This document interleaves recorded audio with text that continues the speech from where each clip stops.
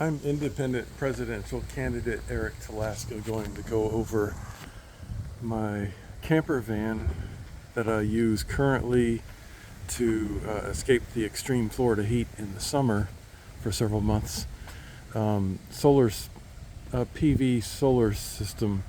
So PV, photovoltaic, is the I guess scientific or technical term, and generally just called solar panels in the public. On this van I have, well, let me first explain why anybody would want solar panels on a camper van, RV, motorhome. Well, simply to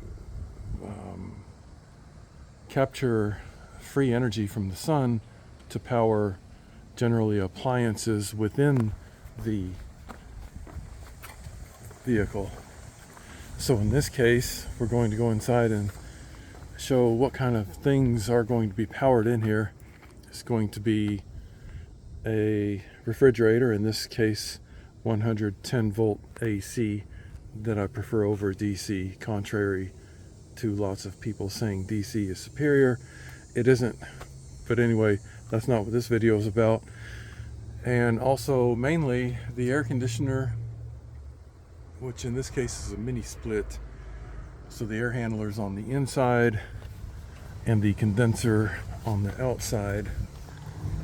And this is also a heat pump, so it provides heat in the winter, and that draws approximately 650 watts, which is roughly the size of the solar panel system on the roof. Other important things to power in here include an induction stove, but that's really insignificant because it only gets used a short amount of time.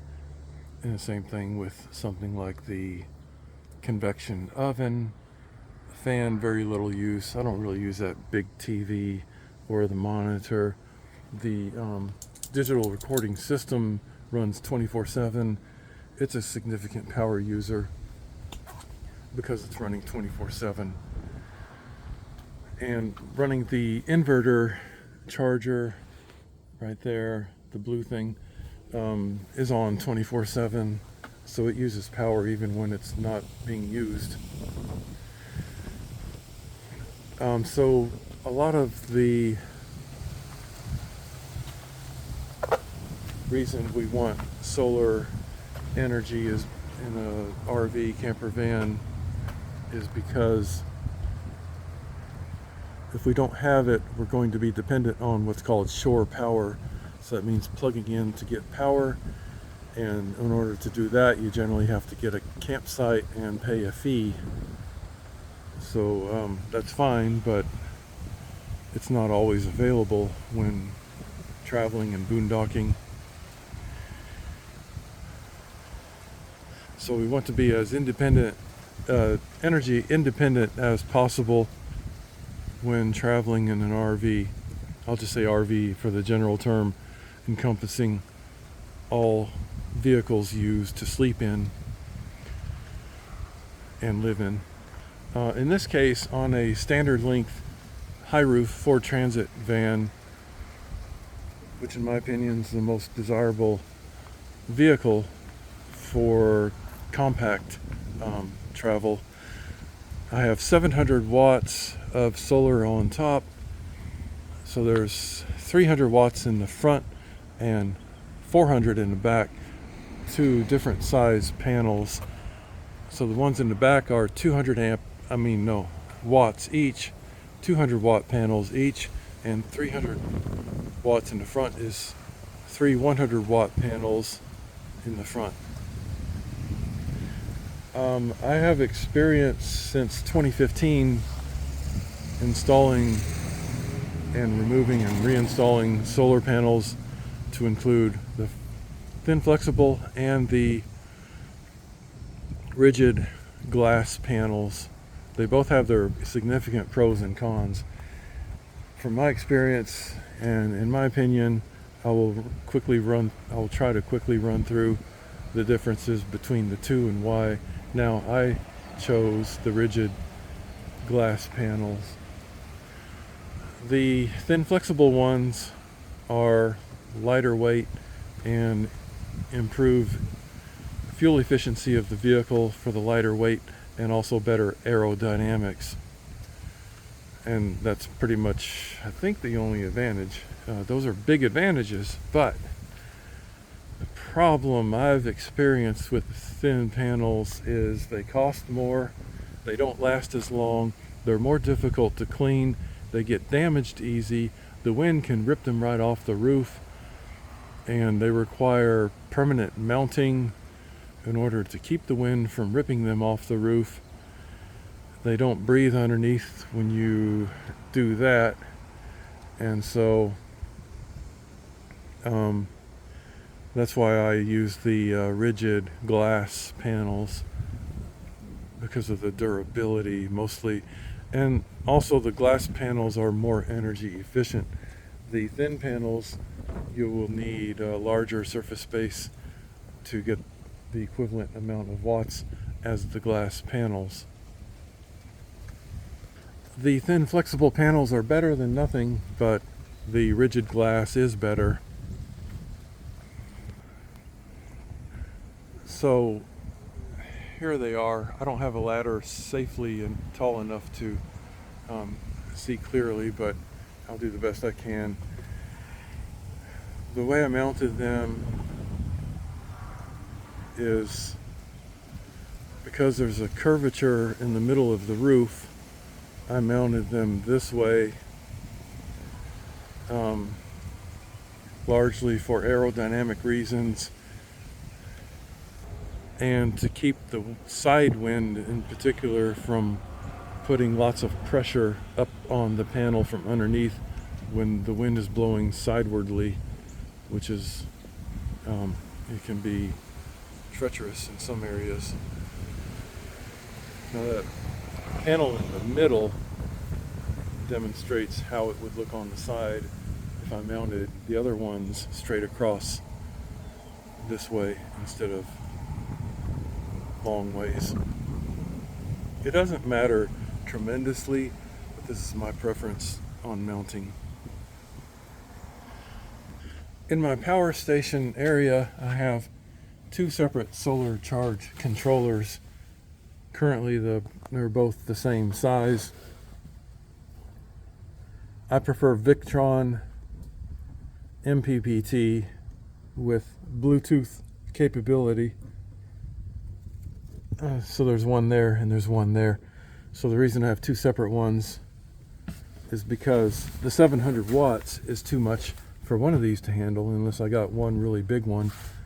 But even if I got one really big one, I still need two separate charge controllers because of the different size solar panels.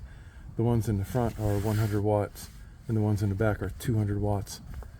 And for efficiency's sake, it's better to separate them and cluster the 300 watt panels in one solar charge controller and the two 200 watt panels in another one.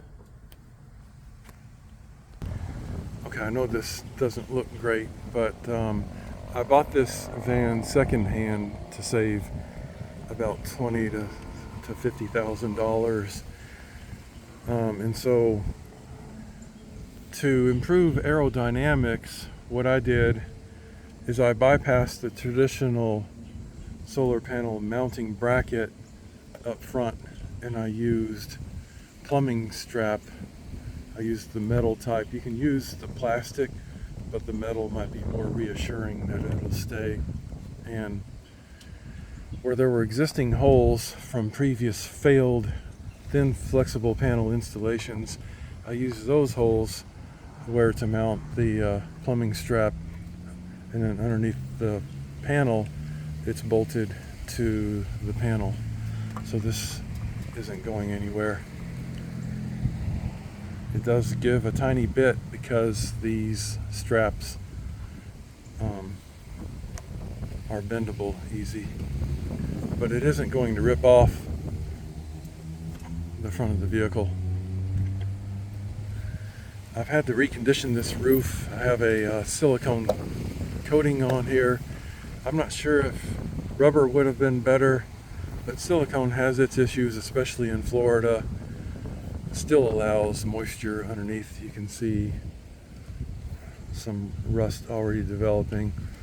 It's kind of misleading. It just kind of rubs off, so it's somehow some iron is getting on top and then causing rust spots, but it isn't coming from underneath so much. There's a security camera mounted there. Currently I have 5 security cameras, and I'm going to get 2 more for the front as backups. So the front panels are not, you wouldn't consider them aerodynamic, but I would say this is much more aerodynamic than having it lifted up with traditional brackets that allow a big gap in the front. So that's one way to achieve the next best thing to thin, flexible aerodynamics. Another idea is to have an air dam right here, so it would be kind of a triangle shape, like a plastic air dam or polycarbonate or something. I'll be looking into making something like that, but the problem is when it gets made, it's going to have to be fastened somewhere, which means more holes being drilled unless I use these current ones, which I plan on doing. The standard bolts that come with the solar panel mounting kit is going to be 10 millimeter, and the mounting brackets look like this, where the bolt goes through there and up into the bottom of the solar panel, and this is what will go on your rooftop. Oh, before I forget, not all vehicles, not all RVs are suitable for the rigid glass panels. For example, some vans with a very sloped front end, it may be kind of awkward, especially if it's a really curvy sloped front end. The thin flexible may be better for that front end, at least, because you can do like I have 2 separate charge controllers, one up front for thin flexible and one in rear for rigid glass. And these are aluminum. In my opinion, if you want to minimize drilling holes into your roof, if you're using properly installed riv-nuts on the roof, in my opinion, you can eliminate using one of the holes and just use the other one, preferably towards the front, so the wind doesn't pick it up as easily. So 10 millimeters for the mounting bracket, so you might as well use the 10 millimeters for your riv-nuts. Riv-nuts require a riv-nut tool like this, and the riv-nuts, which look like these. So I first installed mine incorrectly because I didn't tighten them a second time. I only opened this up one time to tighten the riv-nuts, when I should have turned this in the middle again and tightened it a second time, because if they're not tight on the roof, they will spin and then you can't remove your bolt. And also be careful with using riv-nuts, because if you cross thread, you're in big trouble, and you'll need to use something like a Dremel to cut the bolt off if it gets cross-threaded. So always try to start your threads by hand tightness only before using something like an impact wrench. So here are my spotlights on the side. If I could do this over again, I would mount this right behind this solar panel for the purpose of aerodynamics, so the wind doesn't hit this like it is currently. This is a little bit aerodynamic, but it still causes a bit of a drag. So the next build I do, or I may redo this one, is put this right behind this front panel. Here you can see the air gap, which is necessary for cooling. These need to cool. You don't want to keep these, you don't want to suffocate these because they need air circulation underneath. As you can see, this one has excellent air circulation, and it's mounted kind of quite high up, but as you can see with aerodynamics, by the time the wind gets here, it's only going to catch just the top part of this and not go underneath it, which is what you want for fuel efficiency.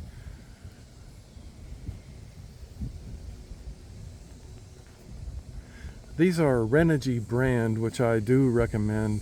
I don't like all of Renogy products, but they make, in my opinion, the best solid glass rigid solar panels. These are actually running at a higher efficiency rate than what they're rated. So for example, according to my Victron software, it is telling me I'm getting more than 400 watts at some points during the day from the back, and more than 300 watts for these three 100 watt panels. These aren't 110 and those aren't 210. They're exactly 100 and 200, but the efficiency is over what they're rated. So in some cases I had to use a rubber bushing underneath for weather protectant. If like for example, if this is a little higher up than this side, if I screwed this down, there would be a gap where the water could get in. So I used a rubber bushing to kind of elevate that side to match this side, because this is not the same height as that. When you get these mounting brackets, they come with self-tapping screws rather than the bolts that you would use for riv-nuts, which is what I'm using in some cases, and in other cases where there were existing holes, I went ahead and used the riv-nut in some places. So this is a hodgepodge mix. If I were to start over again, I would just use riv-nuts, one for each bracket. So in this case, I would have probably just one riv-nut right there. And when I put the bolt in, I would use a lock washer with it. And I like to use a rubber washer underneath this, where this meets the van, a little rubber washer in every instance possible. Some people use VHB tape, very high bond 3M tape, to affix solar panels, and that will work for a while, but in places like Florida and Arizona, it gets so hot that that tape will actually melt, and there go your solar panels. So someplace like Florida, where it's so humid, the tape will get separated because the humidity will find its way underneath the tape, so they're better bolted down. So why do I have these sticking out the back like that? Well, for several reasons. This is my trademark system. I'm the only one I know that does this. I did this on my previous Sprinter van. I let mine stick out the back because it allows more room on top, and it also protects the back end from rain. So when I open the back doors, if it's raining, the rain isn't going to come in as much. It protects the cameras and the lights and the backup camera. And also I learned something from Two Blondes to USA YouTube channel, is that, or actually not from their channel, but from just chatting with them, that there's another type of PV design that has the solar array on top and bottom.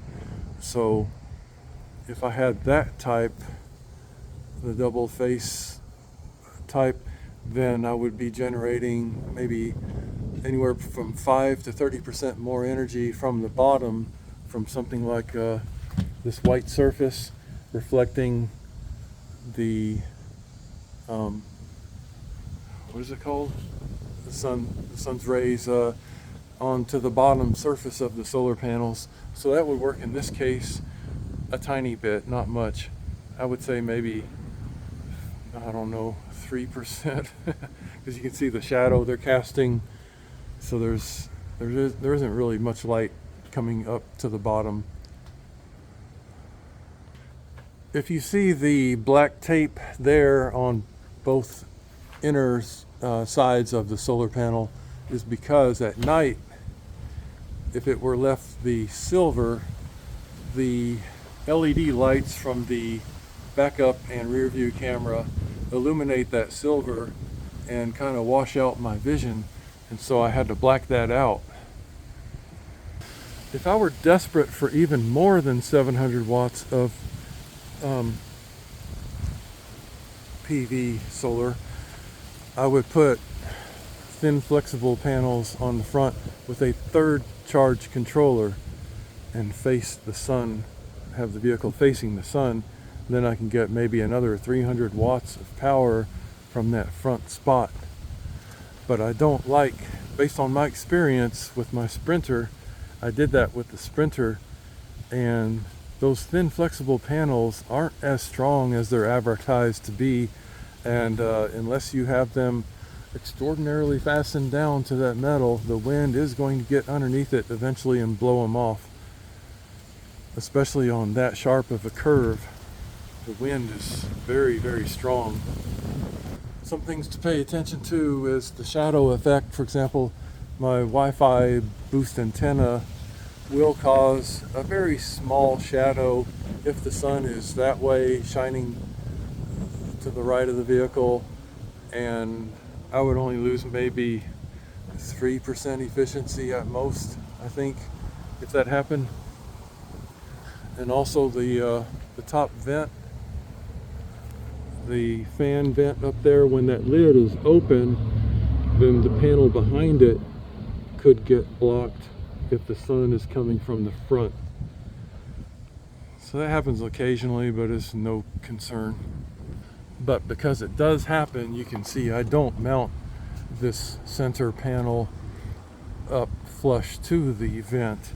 I want it back a little bit, but not so back as to prevent ventilation from the other panels back there.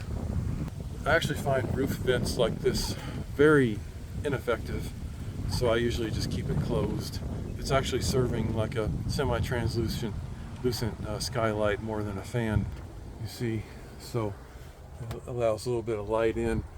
But this mini split air handler will blow some really good air, and it filters a little better than that does. And then I got a fan there. One thing I've had to do with the Victron charge controllers is to set the voltage higher than what I normally would. So for example, with my Tesla module, it's supposed to, for safety reasons, only charge a maximum of 24.5 volts approximately. I set the charge controllers to about 25 volts because they tend to be, I don't know what the term is, they tend to run low. So if I set the charge controller to 25 volts, it's going to cut off.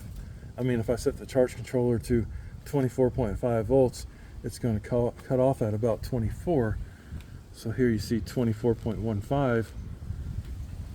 Because it's still early in the day, it hasn't had a charge up overnight. Running the security system generally runs my battery down to 23.5 volts, and then throughout the day, eventually later in the day, it'll get up to 24.5 volts, which is perfect. One of my personal engineering trademarks also is to have a voltmeter, battery status meter up front. As I'm driving, I can check and see what it's at, so that if for some reason, especially if I'm not getting enough solar for the day and I need to drive around and use an alternator charger, as I'm driving I can see how much longer I need to go before it's charged up and not do unnecessary driving.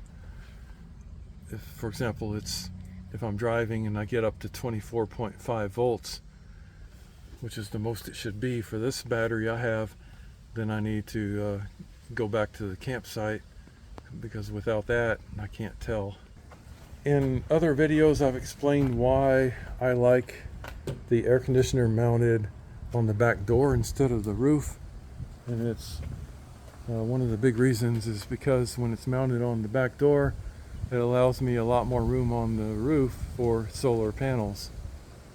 And also there's a lot less wind drag, and the center of gravity is lower with that heavy air conditioner mounted back there instead of on the roof. Any questions, ask Katana or Tidy, and look forward to your comments.